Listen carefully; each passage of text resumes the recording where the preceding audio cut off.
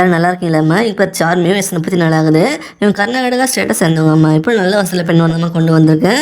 நம்ம சேனலை தொடர்ந்து பார்த்துருந்து சப்ஸ்கிரைப் பண்ணாமல் இருந்து சப்ஸ்கிரைப் பண்ணி வச்சுக்கோங்க. அப்போ தான் புது புது வரங்களை மிஸ் பண்ணாமல் உடனடியாக பார்க்க முடியும்.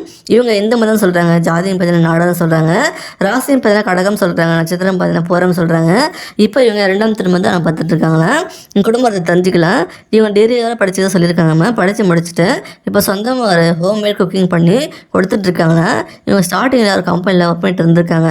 அதில் இன்கம் போதுமானது எல்லாம் யோசிச்சு இப்படியே லைஃப் போனால் லைஃப் ரன் பண்ண முடியாதுன்னு யோசிச்சு இவங்க நல்லா சமைக்க வரும் அப்படின்னு தான் இந்த ஹோம்மேட் ஃபுட்டு நல்லா டிமாண்ட் இருக்குன்னு புரிஞ்சுக்கிட்டு ஸ்டார்ட் பண்ணியிருக்காங்கன்னா இப்போ ரொம்ப நல்லாவே போயிட்டுருக்குன்னு சொல்கிறாங்க.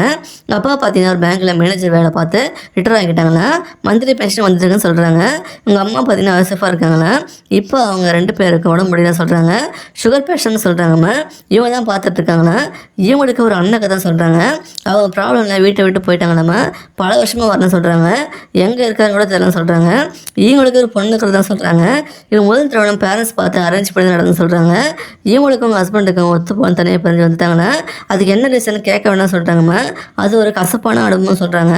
அதை ஞாபகப்படுத்த வேண்டாம் தான் சொல்லிட்டாங்க. அப்புறம் சில வருஷமாக ஆண்துணை இல்லாமல் தனிமையில் தான் வந்திருக்காங்கன்னு சொல்லியிருக்காங்க. வாழ்க்கையில் ஆண்துணை இல்லாமல் இருக்கிறது ரொம்ப விரக்தியாக இருக்குன்னு சொல்லியிருக்காங்கம்மா. அவங்க செஞ்ச தப்புக்கு நம்ம வாழ்க்கையை வேஸ்ட் பண்ண விட டிசைட் பண்ணி இப்போ வரம் பார்த்துட்டு சொல்லியிருக்காங்க. இவங்க என்ன எதிர்பார்க்குறாங்கன்னா வர பொறுத்துணை வீட்டோட மாப்பிள்ளைன்னு எதிர்பார்க்குறாங்க. இவங்க இருக்கிற இடத்துல நல்ல பிஸ்னஸ் டெவலப் பண்ணியிருக்காங்களாம்மா. அதனால் அதை பற்றி பார்க்கணும்னு நினைக்கிறாங்க. இவங்க பிஸ்னஸ்க்கு சப்போர்ட் பண்ணிட்டு இருந்தா அப்படின்னு சொல்கிறாங்க. அதனால தான் அப்படி சொல்கிறாங்கம்மா.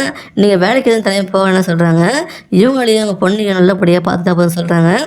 பேரண்ட்ஸ்க்கு உடம்பு முடியலன்னு சொல்கிறாங்க. அப்போ கூட கொஞ்சம் சப்போர்ட் பண்ண எதிர்பார்க்குறாங்க. உங்களுக்கு பசங்க இருந்தாலும் ஓகே சொல்லியிருக்காங்க. கடந்த கால வாழ்க்கையை பற்றி கேட்க வேண்டாம் சொல்கிறாங்க. உங்களோட பாசிட்டிவை பற்றியும் கேட்க மாட்டாங்களா. இவங்களுக்கு பிடிச்சிருந்தா சொல்லுங்கம்மா.